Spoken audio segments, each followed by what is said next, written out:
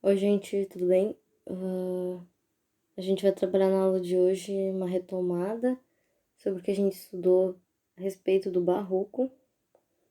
Vocês já viram aquele dia, mas a gente vai fazer uma retomada aqui para quem não viu e até para vocês poderem revisar.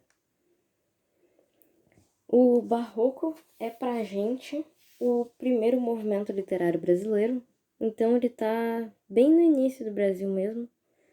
O Brasil ainda é uma colônia, né? A gente tem no auge da Europa, que a gente pode dizer auge, né? Os movimentos renascentistas perdendo um pouco de força, mas principalmente a gente tem acontecimentos religiosos importantes e que principalmente vão influenciar a literatura brasileira. A gente tem que pensar que como o Brasil ainda está se formando como nação, ele também está se formando com aspectos culturais. Então, muito do que a gente tem como construção cultural é reflexo do que está acontecendo na Europa. A Igreja Católica está passando por uma crise, digamos assim, principalmente de aspectos de moralidade.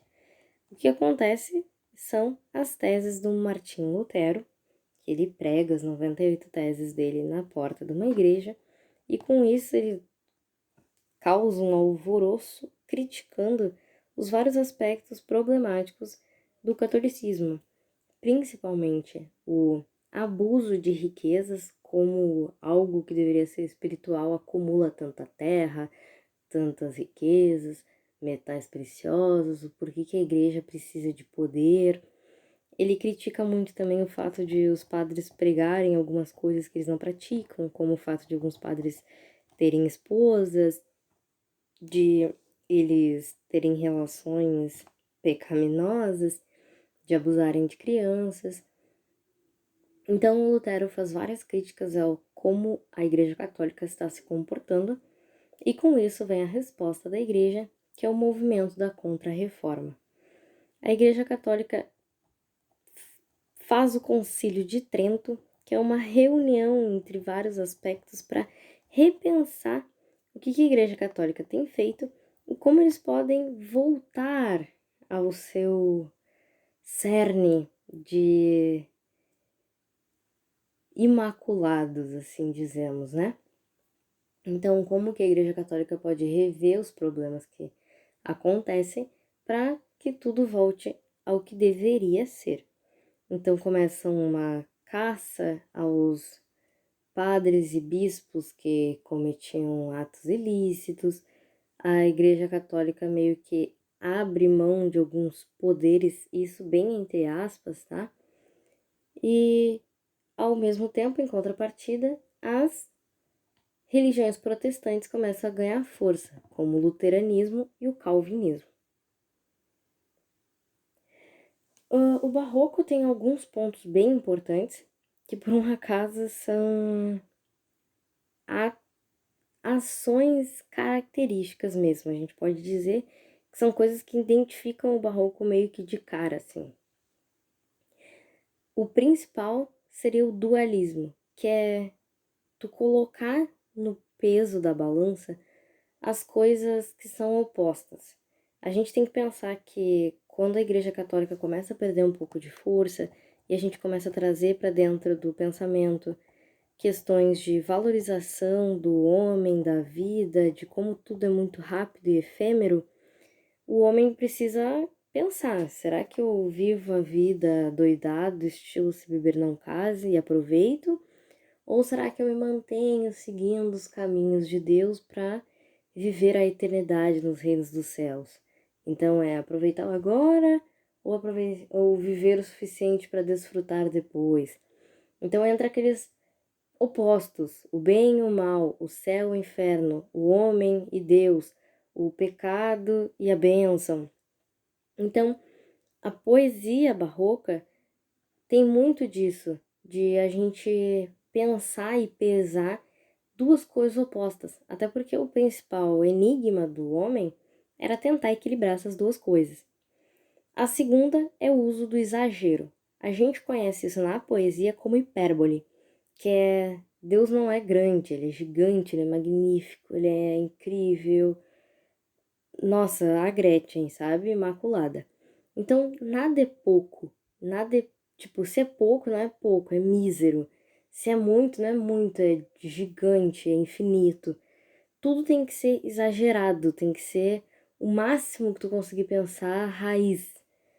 Então, as construções, a gente vê muito isso na arte barroca, que são construções imensas, imensas. É uma igreja do tamanho de uma avenida, que é toda ornada em ouro. E ela tem torres enormes, ou quadros onde tu tem 120 personagens numa tela de 1 metro. Tudo era muito exagerado. Como contraste não, como resposta, a questão de que, querendo ou não, Deus ainda é a maior de todas as coisas. O barroco é uma literatura basicamente religiosa, que trata de questões religiosas. Então, a gente tem que sempre fazer esse paralelo de que, às vezes, por mais que pareça meio esquisito, tipo, tá, mas qual é a ordem de fazer uma igreja gigante se o Lutero foi lá e disse exatamente que não tinha por que ter uma igreja gigante? Porque Deus é gigante. E tu tem que entender que o poder de Deus é imenso. Então é aquela igreja que tu chega a parar e falta o ar quando tu chega na frente dela, assim. E a complexidade, que é textos com palavras difíceis, com que tu tem que parar e pensar, tipo, tá, mas eu entendi mesmo o que eu li? Ou será que o que eu li é realmente o que o autor quer dizer?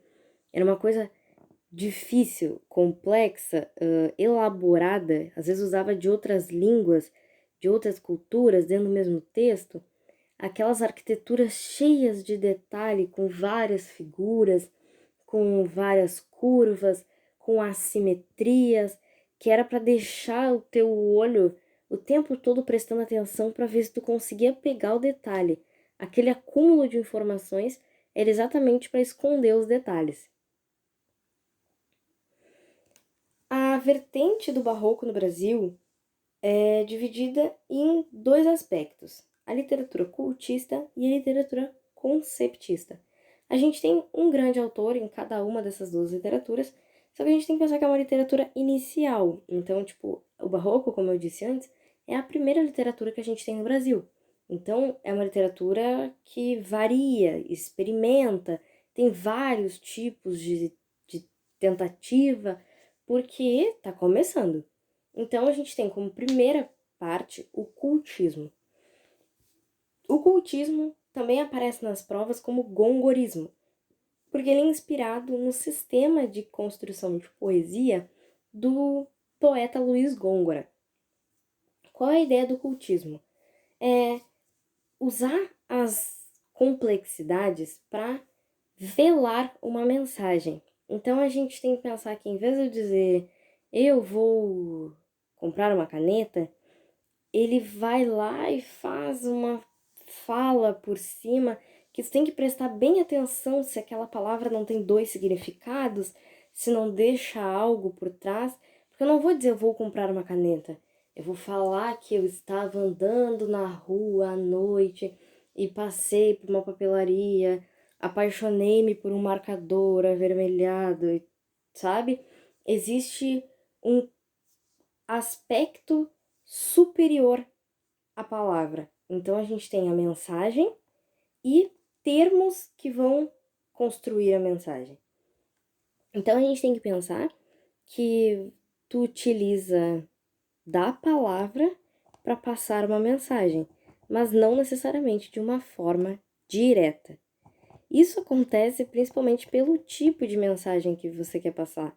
Às vezes, quando tu quer fazer uma crítica a alguém importante, não dá para dizer eu não gosto do presidente. Tu pega e larga um acho incoerente. Então, era um modo, às vezes, também de velar uma mensagem muito dura. O principal poeta que fez isso, inclusive na história da literatura brasileira, é o Gregório de Matos Guerra. O Gregório de Matos, ele escreveu de tudo mesmo. Ele escrevia em soneto e em redondilha. Redondilha é um poema que normalmente não tem limite de tamanho. mas ele é dividido em versos de 5 a 7 sílabas. Redondilhas menores têm 5 e redondilhas maiores têm 7. E sonetos, que quando o Petrarca cria e o Camões populariza, é uma metodologia muito comum de escrita.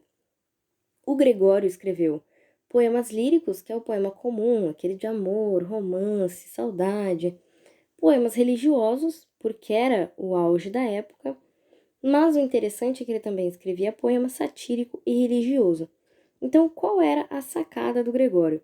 Ele fazia críticas e boa parte dos poemas religiosos dele eram sobre perdão, porque ele sabia que ele tinha cometido algum pecaminoso e ele já ia pedindo perdão já, tipo, já sei que eu tô fazendo errado, mas perdoa eu aí. O Gregório, apesar de ser um advogado, um homem com dinheiro, com fazendas, ele criticava esse sistema de vida que estava se criando no Brasil, de com a colônia se fortalecendo e ganhando espaço e começando a se consolidar, as pessoas começarem a fazer aquela mesma divisão social europeia, de transformar algumas pessoas em elite, da ascensão dos burgueses e da situação de exploração, da escravidão. Então, o Gregório tinha muita crítica ao sistema social.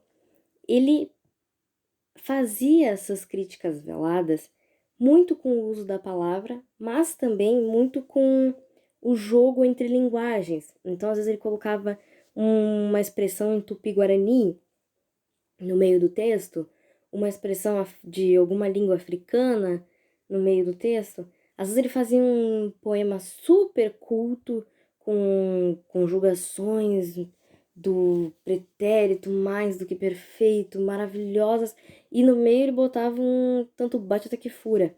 Porque se você é alguém que usa muito da língua culta, não vai entender a expressão do coloquial. E aí entra aquele joguinho de tentar ofuscar a mensagem verdadeira do poema. A poesia religiosa dele, como eu disse para vocês, entra muito naquele aspecto do pedido de perdão, né? Pequei, Senhor, mas não porque hei pecado. Da vossa alta clemência me despido, porque quanto mais tenho delinquido, vos tenho a perdoar mais empenhado. Se basta a vós tirar tanto pecado, a abrandar-vos sobejo um só gemido, que a mesma culpa que vos há ofendido, vos tem para o perdão lisonjeado. Se uma ovelha perdida e já cobrada, glória tal e prazer tão repentino, vos deu, como afirmais na sacra história. Eu sou, Senhor, a ovelha desgarrada. Cobrai-a, e não queirais, pastor divino, perder na vossa ovelha a vossa glória. Esse poema é legal porque o Gregório faz um joguinho querendo dizer, todo mundo sabe, eu espero, que um dos grandes provérbios, textos, falas da Bíblia é que o perdão é uma dádiva divina. Deus é maior do que todos nós pela capacidade de perdoar. E o Gregório diz, olha, eu pequei, mas não é só porque eu pequei que o Senhor vai me deixar como uma ovelha desgarrada. Até porque o Senhor não vai arriscar de perder toda a sua glória de ser um ser celestial que perdoa por causa de uma ovelha que nem eu.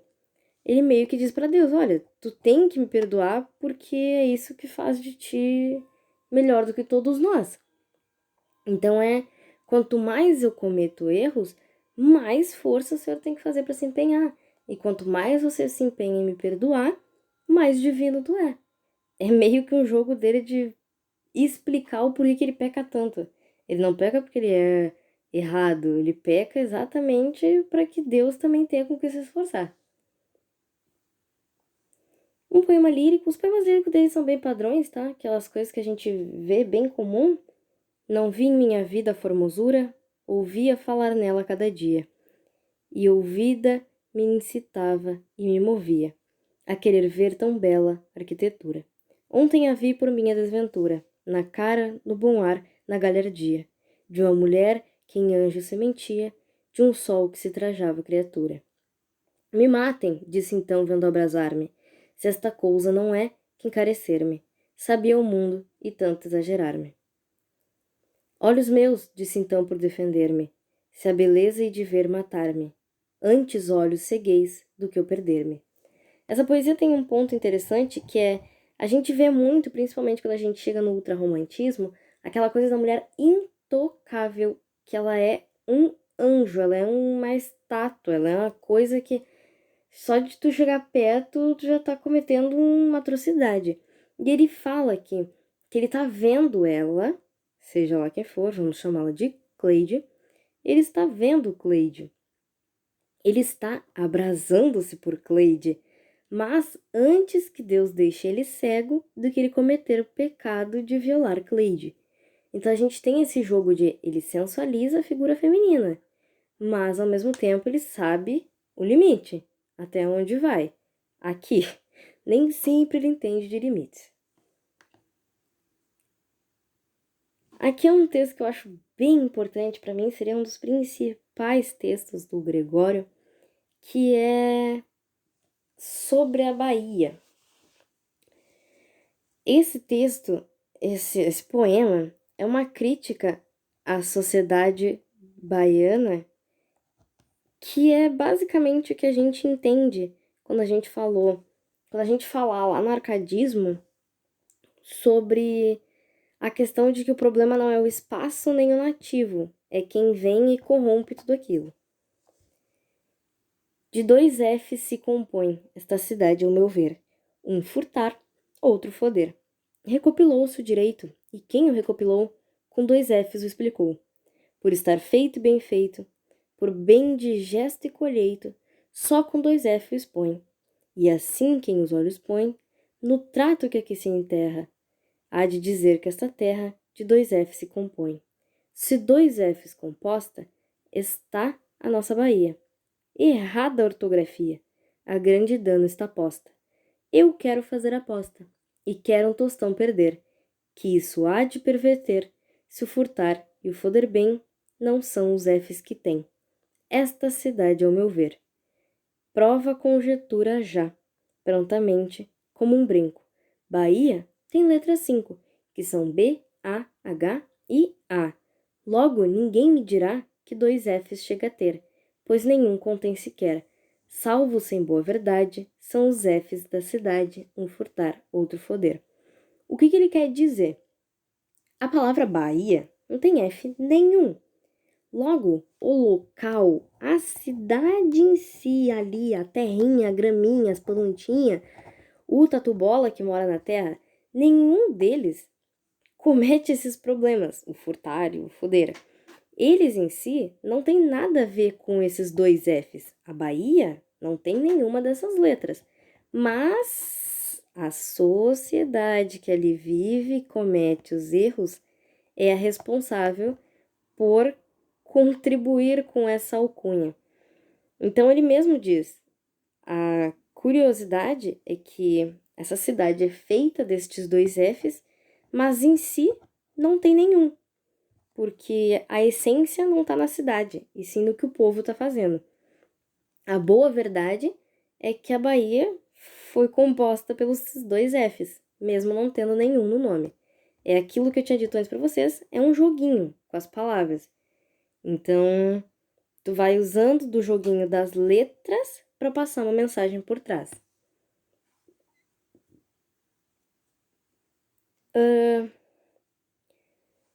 Essa poesia é boa, eu acho, né? Que ela é uma comparação bem conhecida, muita gente compara ela com um diálogo, digamos assim, que vai aparecer na obra Papéis Avulsos, que inclusive é leitura obrigatória, que é a Teoria do Medalhão. Ele faz um poema basicamente explicando que se você quiser ser um gatão, que é como se fosse um pícaro, um espertalhão da sociedade, ele meio que dá uma dica ali. Quem quiser viver, que seja um espertalhão, entendeu? Vai fazendo as coisas, vai empurrando com a barriga, vai fazendo daqui para lá, de lá para cá, que tu vai conseguir tudo o que tu quiser, desde que tu te comporte desse jeito. Que também é mais uma crítica às questões da sociedade, principalmente naquele último parágrafo ali. Furte, coma, beba e tenha amiga. Amiga nesse termo é amante, tá? Porque o nome do rei dá pra tudo, a todos que o rei trazem na barriga. Ele meio que diz, tipo, se tu usar de algumas amizades e artimanhas, funciona pra todo mundo, desde que tu te comporte como tal. Então é uma crítica às pessoas volúveis da sociedade. E esse é um outro poema importante porque ele faz uma dupla crítica. A primeira é sobre o sistema judiciário da época, o modo como eles puniam e a interpretação um tanto errônea de algumas questões religiosas. Vamos ler ali. Senhor doutor, muito bem-vindo seja a esta mofina e mísera cidade, sua justiça, glória e equidade, e letras com que a todos causa inveja. Seja muito bem-vindo, porque veja, o maior disparato e iniquidade que se tem feito em outra idade, desde que há tribunais e quem os reja. Que me há de suceder nessas montanhas, com um ministro em leites tão pouco visto, como previsto em trampas e maranhas? É ministro de império, mero e misto, tão Pilatos no corpo e nas entranhas, que soltam Barrabás e prendem Cristo. Ele meio que está dizendo aqui que seja muito bem-vindo à cidade, esses grandes juízes que falam cheio de palavras difíceis, mas que com um pouquinho de tempo de historinha, eles vão soltar os Barrabás, que são as pessoas de dinheiro, as pessoas de influência, e vão prender a Cristo, a pessoa que não fez nada e está pagando pelo pecado dos outros. Então tem essa crítica inicial e o básico, que a gente pode pensar inclusive até hoje. O que aconteceria se Cristo aparecesse hoje? Provavelmente a gente largaria ele, a sociedade colocaria ele num lugar como, por exemplo, prende um Cristo. Aquele que cometeu um crime leve ou que não cometeu crime nenhum, mas que defende algo que não é válido para a alta sociedade. Então a crítica dele é que não importa a chegada destes grandes homens na cidade se eles são outros tão corruptos quanto todo o sistema. A poesia erótica dele é bem famosa porque ele é bem explícito quando a gente percebe do que ele está falando. Inclusive, o Gregório de Matos ficou famoso na literatura, a alcunha dele da história é Boca do Inferno, porque ele falava coisas que em teoria era absurdo, era inimaginável. E ele não só falava, como ele estava ali publicando, colocando num texto que duraria para a história. O mais curioso foi que esse caso que uma freira chama ele de pica-flor, que era o termo que se usava para beija-flor, querendo dizer que ele sugava a bondade das coisas, como um beija-flor suga o néctar das flores. E ele faz uma piadinha erótica a respeito disso. Se pica-flor me chamais, pica-flor aceito ser, mas resta agora saber se no nome que me dais metei a flor que guardais no passarinho melhor. Se me dais este favor, sendo só de mim o pica, e o mais vosso claro fica, que fico então pica-flor. Ele faz uma analogia ao termo, ele divide a palavra pica-flor, se refere às partes íntimas da freira como a flor e ele o pica. Então ele faz uma piadinha bem de mau gosto com a crítica que a freira faz a ele e simula uma analogia gramatical com uma relação entre ele e essa freira. Aqui tem um outro poeminha para vocês darem uma olhadinha só, mas também simulando essa mesma coisa de como ele, mesmo tratando com esse limite, existe a mensagem, existe esses aspectos específicos que dão um tom de sensualidade pro poema. Aí a gente vai pro outro lado, né? Como eu disse, era o cultismo e o conceptismo. O conceptismo também aparece na prova como o quevedismo, porque ele é baseado na poesia do Francisco de Quevedo. O conceptismo, ele tem um outro aspecto. Ao invés de esconder de ti a verdade, não bem esconder, né, mas de velar a verdade, ele quer que tu entenda a verdade por conta própria. Então, ele é uma coisa que usa dos conceitos para gerar a lógica. A ideia em si da escrita parece confusa, mas é bem simples. A gente pode pensar, por exemplo, num casal, Clodoalda e Clovis. Clovis e Clodoalda terminaram.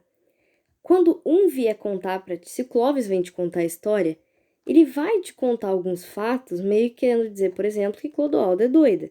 Ele vai dizer, tipo, ah, não, a gente terminou, legal, mas teve uma vez que ela ficou com tantos ciúmes que ela deu uma garfada na minha mão. E daí ele continua a história como se nada tivesse acontecendo. Aí daqui a pouco ele fala, ai, teve aquela vez que ela me atropelou. Então, tipo, ele não tá dizendo pra ti assim, eu e a Clodoalda terminamos porque Clodoalda é doida. Mas ele te deu a entender informações que fariam com que tu concluísse que Clodoalda é doida.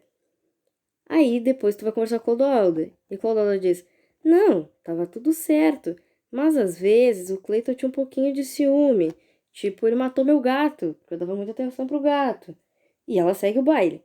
Aí daqui a pouco ela diz, ah, uma vez ele tirou meus batom, porque ele tinha ciúme de outra coisa passando na minha boca. Daí tu pensa, ela não me disse que ele era doido, mas ela me deu a entender que ele é doido. Então, eles são doidos. Então vocês entendem que a ideia é, a pessoa não te diz claramente, Clodoalda é doida, Clayton é doido, mas ela te dá todas as informações que fazem com que tu chegue à conclusão, eles são doidos. Então, a ideia do conceptismo é: eu vou te dando as informações, os conceitos e as palavras para que tu, com a progressão do texto que tu tá lendo, consiga chegar a essa conclusão, que no caso é a minha opinião, né? O autor que ficou mais famoso escrevendo dessa forma aqui no Brasil é o Padre Antônio Vieira. O Padre Antônio Vieira, na verdade, ele é uma figura bem complexa para a época, tá? Ele escreveu muita coisa, assim como o Gregório, mas o mais famoso de tudo que ele escreveu foram os sermões. Ele escreveu romance, escreveu carta, escreveu Diabo a quatro, mas o que a gente eternizou na literatura dele são os sermões, que eram as pregações que ele fazia, principalmente em feriados religiosos. Ele foi um desses padres que veio para o Brasil, junto naquela cultura da Contra-Reforma que a gente falou lá no início, em que ele estava participando da catequização dos índios. Só que o Vieira, ele era uma daquelas figuras históricas que a gente estuda que destoam da época. O Vieira, ele não era a favor do que acontecia na escravidão. E principalmente ele não era nem um pouco a favor ao trabalho do índio.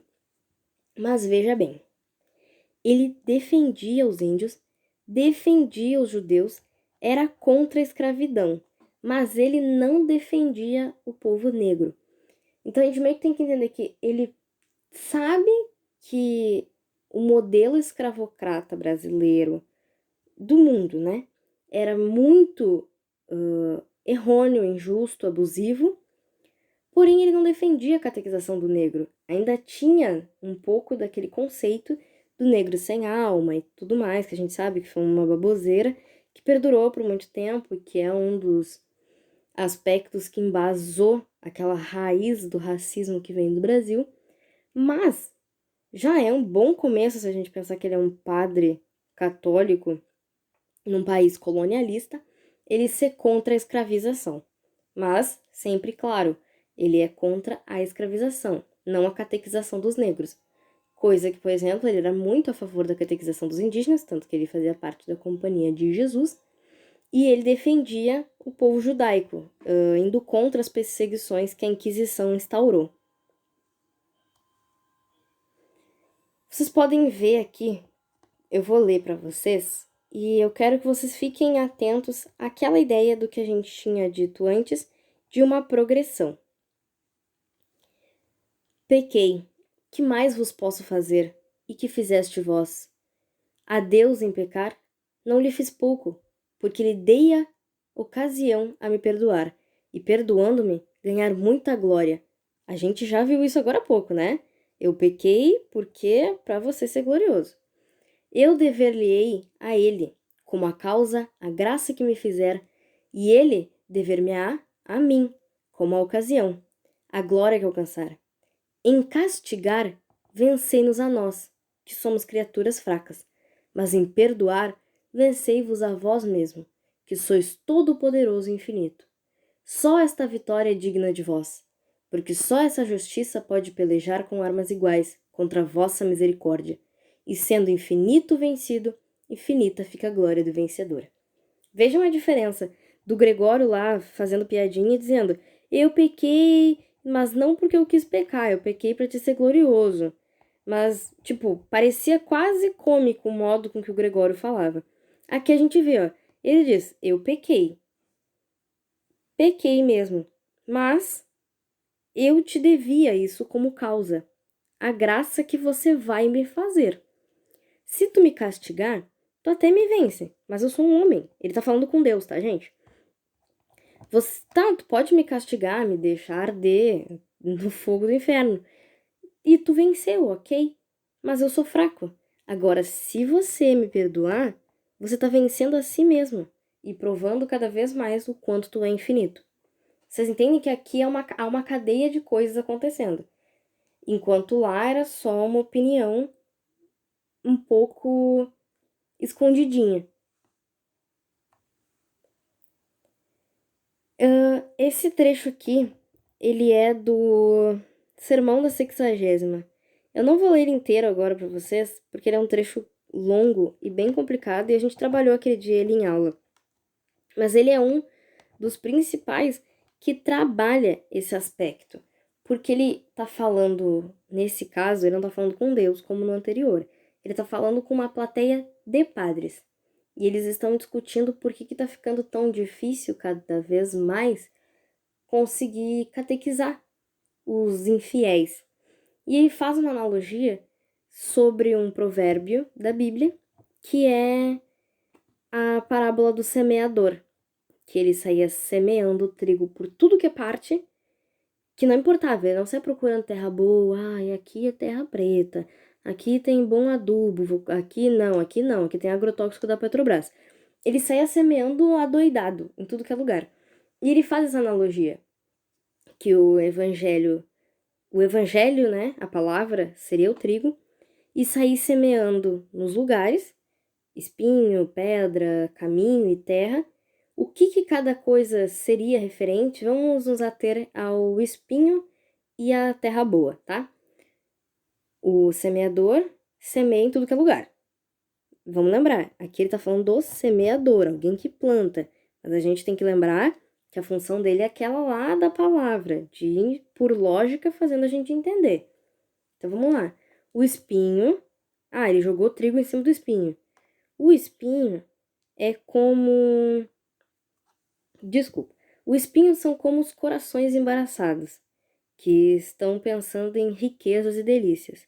E por isso o trigo se afoga e não germina. Já a terra boa, ela é como os corações puros, bons, que estão esperando uma palavra divina para frutificar. E lá eles realmente semeiam. Então ele usa da alegoria de comparar o trigo com a palavra dos pregadores e de que se tu semeia num coração que está pensando em riquezas e coisas supérfluas, vai se afogar, assim como acontece com o trigo. E se tu semear numa terra boa, que é um coração bom, vai germinar, como seria com as plantações. Então vocês podem ver que ele está fazendo uma analogia de conceitos, de palavras, para passar a mensagem dele, para que a gente, pela lógica e pela dedução, entenda a mensagem. Aqui eu fiz um resuminho para vocês, tá? A gente coloca do lado do conceptismo o padre Antônio Vieira, ali o nosso padrezinho, e o cultismo com o Gregório, que é o boca do inferno. Vocês podem para evitar confusão, ficar preso a um terminho, que é o grego culto. O Gregório é cultista. E o que sobrar é do Vieira, né? O Vieira é conceptista. Os termos que vocês estão vendo ali, silogismo e sofismo, são técnicas de retórica que levam à dedução, que é basicamente aquilo que a gente falou, só que com o nome que vai cair na prova. E aqui do outro lado, os jogo de ideias, jogo de palavras. Então, vocês podem ver que o conceptismo trabalha com a ideia, para que tu consiga tirar uma mensagem do que eu disse, enquanto o cultista usa de um jogo de palavras para esconder a mensagem. Então, só quem pode pegar é quem tiver a sacada. Entendido?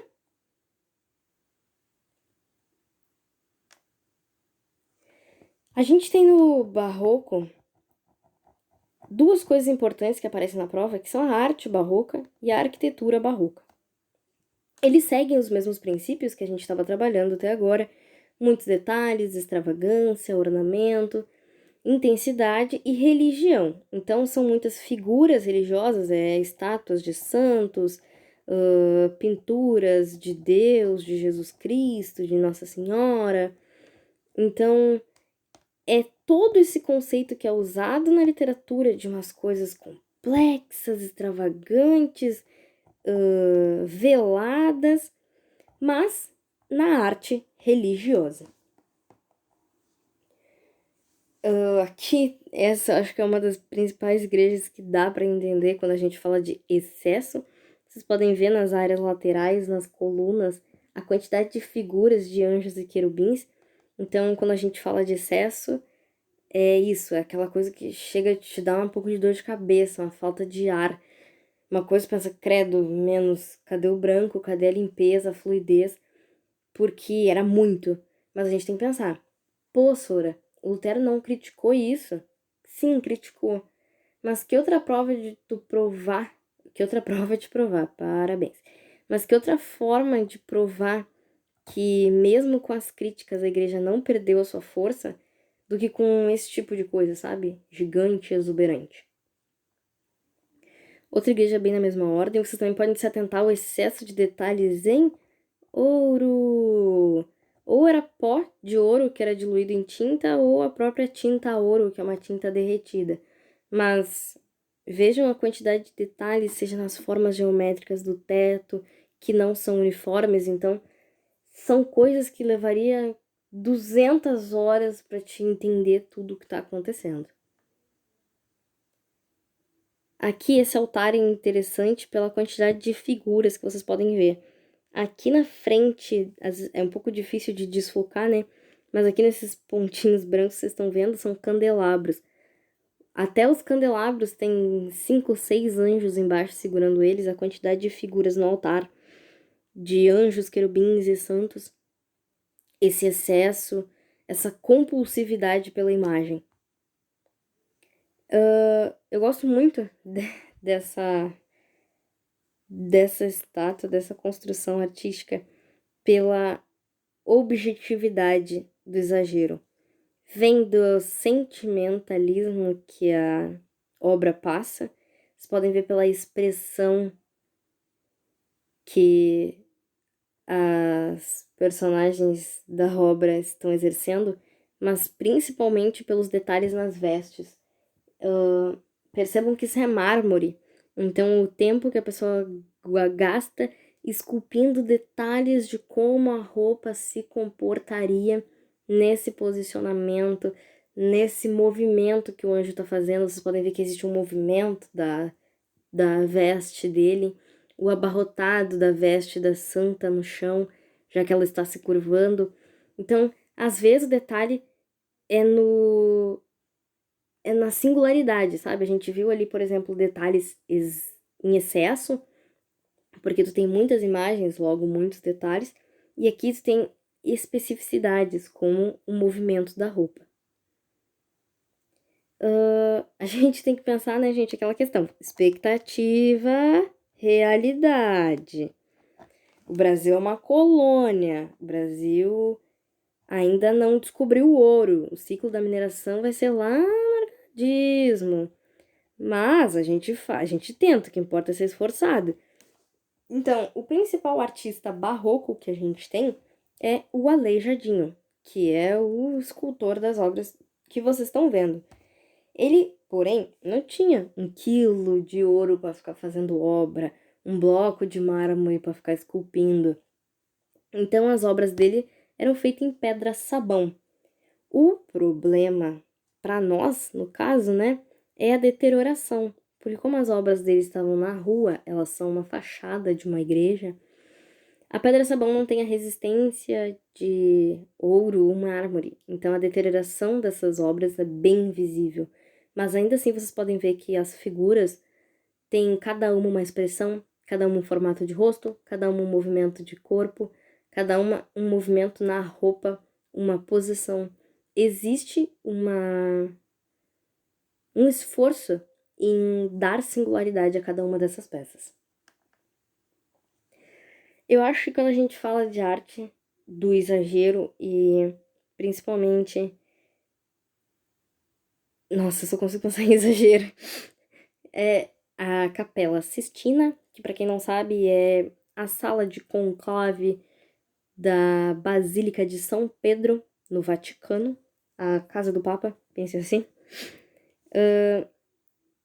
Ela é pintada em afresco, que é uma técnica de pintura onde tu coloca o gesso da parede e enquanto ele tá secando, tu vai pintando por cima. Então é uma técnica que exige velocidade e ao mesmo tempo se tu errou, ferrou Bahia, vai ficar errado. Mas o Michelangelo resolveu pintar uma capela inteira assim, com uns 300 mil personagens. Eu não sei, algum site deve ter a quantidade de personagens que tem aí, não é relevante pra gente, mas vocês podem perceber o excesso, a quantidade de informação, o jogo de cores.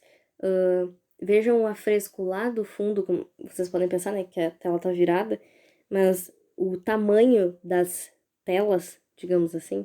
Então, é a evasão de milhões de ideias no mesmo espectro. O que eu acho legal da Capela Sistina é que nós percebemos muito tempo depois, inclusive, gente, é uma percepção que ela é questionável. Algumas pessoas aceitam, outras pessoas não. Vocês podem fazer a escolha de vocês. Eu tô só passando uma informação. Lembrem que o cultismo lá do Gregório, ele usava muito de ideias veladas para passar uma mensagem. O homenzinho aqui da esquerda seria Adão. E o homem de branco e túnica é Deus. Percebam que atrás de Deus, a figura cor-de-rosa que parece um balãozinho, ao mesmo tempo que parece um balãozinho, também parece, curiosamente, o cérebro humano. Seria uma analogia genial de Michelangelo colocar dentro do berço da Igreja Católica uma significação que lembraria a gente de que Deus nada mais é do que uma criação do cérebro humano. Então, acho que nenhuma prova de maior mensagem codificada do que essa para o mundo inteiro ver. Então, a história é verdade, é mentira? A gente só saberia perguntando para Michelangelo. Infelizmente, o mundo só percebeu tarde demais. Então, fica meio que a critério de vocês acreditar ou não. A arquitetura segue a linha do que a gente acabou de ver. A gente vê algumas igrejas por dentro, mas por fora mesmo, elas também tinham o seu excesso de detalhes para confrontar o olho humano, né? Para dar a direção de confusão. Segue todas a mesma linha e a mesma coisa, né, gente? Vamos lá, expectativa, realidade. O Brasil tinha um pouquinho menos. É tipo Globo e Record. Pô, o orçamento às vezes dá uma dificuldade e sai um 10 mandamentos? Sai um 10 mandamentos. Mas dá uma limitada. Aqui está, o que a gente tinha falado. A Capela Sistina é uma capela dentro desta basílica, Basílica de São Pedro. O importante é, a praça foi projetado por uma pessoa e a basílica foi projetada por outra pessoa. A basílica foi projetada por Bernini, enquanto a praça foi projetada pelo Michelangelo. Então, vocês podem ver que na própria estrutura principal, a gente vai ver uma diferença. O muro à esquerda é bem mais baixo do que a igreja, a basílica. Então, em vez de ficar um negócio uniforme, padrão, bonitinho, não, a própria praça já muda de espectro para basílica, até para dar maior ênfase para basílica, para ela parecer ainda maior do que ela já é. Lembrando do exagero, né, gente? E também percebam que as figuras em cima da basílica não seguem um padrão. Uma hora tu tem 2, outra hora tu tem 1, daqui a pouco tem 3, daí um de novo. É um espaço imenso entre um e outro. Que é aquela coisa, né? É um detalhe, é uma complexidade e é uma coisa singular. É para cada um daqueles momentos artísticos ali significarem uma coisa diferente. Todas as figuras em cima da basílica são santos, tá? É a fonte de Roma, que também é uma estrutura imensa, magnífica, que faz uma analogia a uma figura mitológica, né? Que a fonte, em teoria, é de Poseidon, mas é uma fonte onde as pessoas vão fazer pedidos para santos. Então, tu vai na frente de Poseidon e pede um negócio para Santo Antônio. Já aí já tá louco o suficiente para nós, né? Essa catedral eu acho interessante pelas diferenças sutis que levam a gente àquele aspecto de detalhismo do raiz. O cara que se esforçou, ele tava lá, tipo, não. Se vocês estavam achando que eu ia fazer um negócio que nem Basílica de São Pedro, que dá pra ver na cara, vocês estão muito enganados. Percebam que, os corredores ao lado direito da imagem, eles são todos uniformezinhos arredondadinhos em cima, com várias janelas dispostas desreguladamente embaixo. Enquanto o corredor do lado esquerdo, ao invés de ser redondinho, é quadradinho e tem todas as janelas perfeitamente alinhadas. Então, a própria catedral em si não é uniforme e valoriza isso como um detalhe. Só que ao menos que tu esteja concentrado nisso, vendo toda a magnitude da volta, passaria despercebido. E aí vamos para aquela questão da realidade. Vem pro BR, BR é raiz, BR é construção ali no tijolo 6 furos dos guri que pego da obra. Então, a gente valorizava o detalhe pelo espectro, principalmente de cores. Tu usa o branco como a parte em que tu vai não ignorar, mas tipo fazer como se fosse um fundo, digamos com uma tela, e usava do jogo de cores para criar um espectro de detalhismo. Então veja que o desenho das janelas é amarelado, quando as janelas são, eu espero muito que verde, elas são de outra cor, eu sei. Vocês sabem que eu sou daltônica, mas eu acho que verde pode ser azul. Vou chutar verde. E percebam também que o desenho das próprias janelas, elas mudam de umas para as outras. Bem na direita vocês vão ver janelas arredondadas e longas. Aí logo depois você tem janelas quadradinhas e curtas. E na frente metade quadrado, metade redondo. Então a própria arte, a literatura e a arquitetura do barroco expressavam isso. Muita religiosidade, muito exagero e muito detalhismo.